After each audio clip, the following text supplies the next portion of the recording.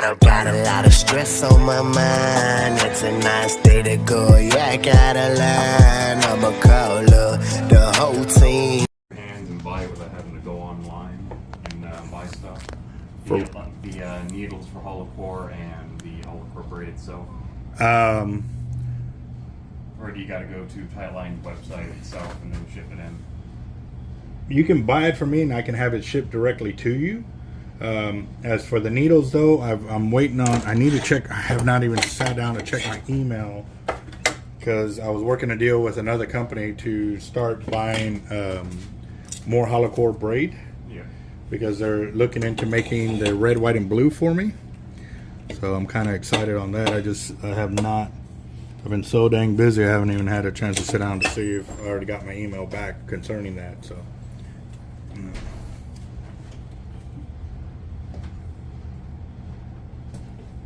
So it looks like it would be orange backing with a green top. Yeah, more? Yes.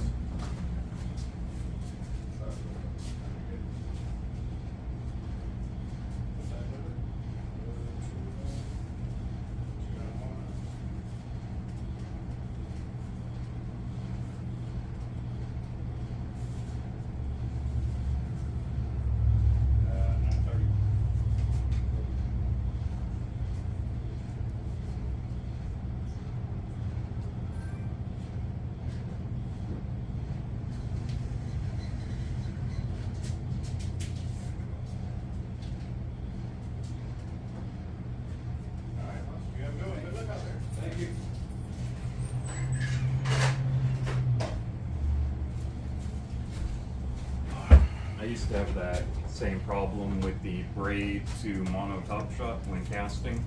You go to cast and that little tiny bit would catch another strand of braid and kill your cast. Mm-hmm. But what I started to do was cut it as close as I can and leave a lot of tag in because I do use the Avet, I believe, not. I don't know, you wrap it 8 times back, you fold mono over, go through, wrap it 8 times back, pinch it, wrap it, go back 8 times, and then push it back through the loop and pull tight. What I did is I left a lot of tag in, I'd cut it back a little bit, and I'll start doing half hitches over that little burr, just like the FG, to finish it off, and then end it off with a... You're talking about doing that with the mono? Yeah, I would go over that little tag in with the mono to make a ramp, so that little tag in goes underneath and gets caught. Okay, so you're saying taking the braid over the tag in to lock it into place. Yeah. Okay, so what you can do too that will help is you actually melt that tag in, make a little mushroom, and what I'll do is, like, this will be the end of the knot and the line comes out this way. Yes. When you heat it up, it'll mushroom to it, so it'll be stuck to it. And that will actually keep your knot nice and small. So when it comes out and it hits those guides, the bigger it is, the more it's going to hit. Yes. And you're going to get a lot more break-offs right there where that knot's getting worn from hitting your guides because you're going to be throwing it over and over and over again. By making it smaller, it's going to be less of an impact on that guide, so you won't have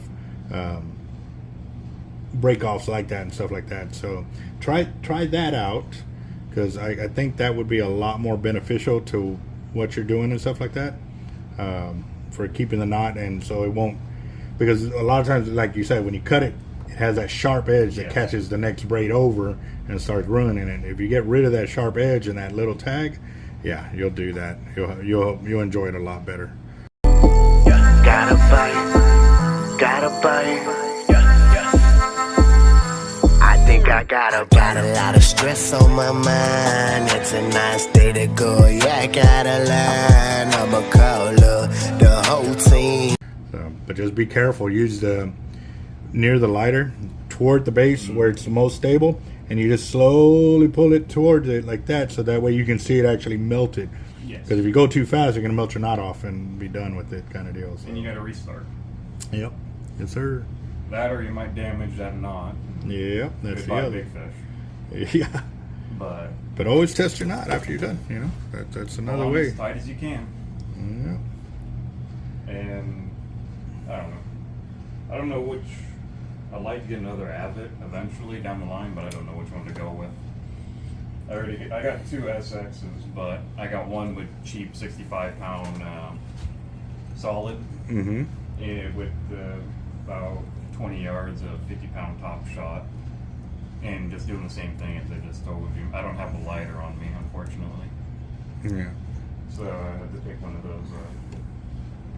And Yeah, I don't smoke either, so the only time I have a lighter is if somebody else who smokes has one, or I'm here at the shop and I can actually work on it and stuff like that. So. I was here last year. Unfortunately, you were out making errand runs, and I was a little bit disappointed not being able to see you when I came in. I didn't expect to be able to get back here and meet you in person. Well, I'm glad you made it back, boss. Been watching the channel for about, I don't know, 4 years now. And what was your name again, boss? Blake. Blake? Yes. Blake what? What's your last name? Irvin. Irvin. Okay. All right. But that ain't your name on the channel, right? Okay. What's the name on the channel? I rarely comment, so it's been quite a few months, but it's just a name that I randomly decided to throw on there. It was Red. Oh. Red twice together. All over the place. Okay. I think I commented, my last comment was like last year. I usually don't comment. I watch, like, see your videos around, and that's it. Well, I appreciate that, but definitely don't be shy, man. Like, comment on there, you know? That's why I designed it. I want everybody to feel, you know, invited, you know what I mean? And again, without y'all commenting on the channel and stuff like that, by being proactive helps me grow the channel too. Besides sharing and all of that, when you're commenting and sharing your knowledge like that, it helps. I'm glad you came back, Bob. And I got to. I know that each folder doesn't find it right. Mm-hmm. I've got enough experience and watching that video. Found it more than enough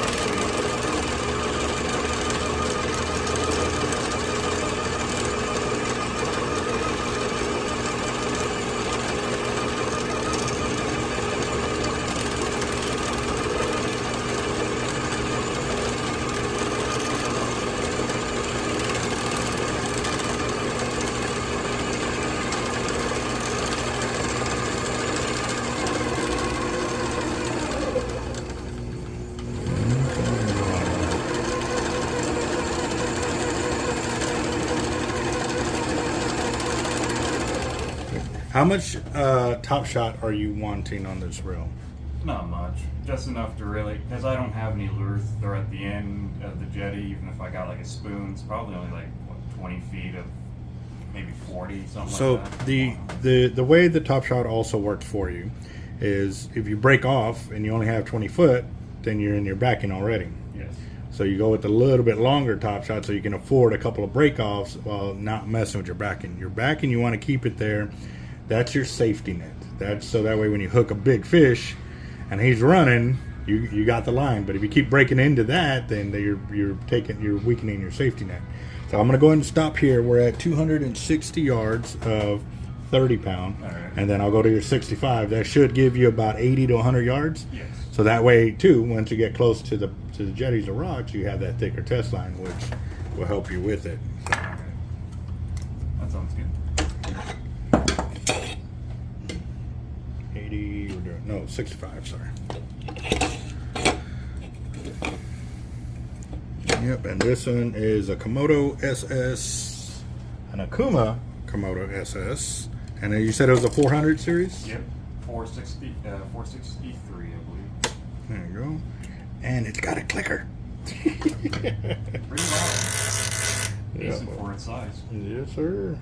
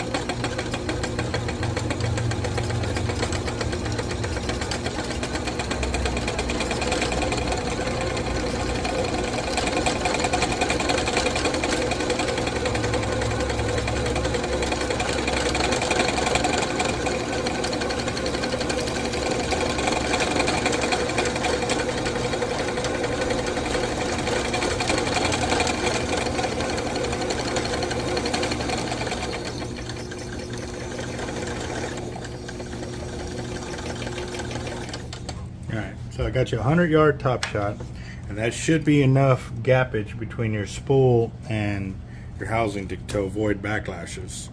But again, too, I don't know. I've never dealt with this reel, so I don't know. I'll just turn all the gears up, give it a couple casts, and see how it goes. Yeah, yeah. Roger that. Now, here's a beautiful thing, too. At the end, I'm going to splice it back in on itself. Yep. So that tippet will be 130-pound test instead of 65. And then you do that, you do your knots a little bit different as well. You don't do like an actual particular type of knot with it. You use that one you can pick back out. You don't Yes. have to cut. Exactly. Yes, sir. All I do is take the tag line, we'll send it through, create a tag line, take the tag line around the main line 4 or 5 times, and then cinch it down. And it works. That's the best way to do it. Not having to keep going and picking out your leader every time. Yep. Keep as much line on the reel. There you go. That's tippet is actually right there. That's how long it is. A 2.5 foot. Yep. Significantly longer section. All right.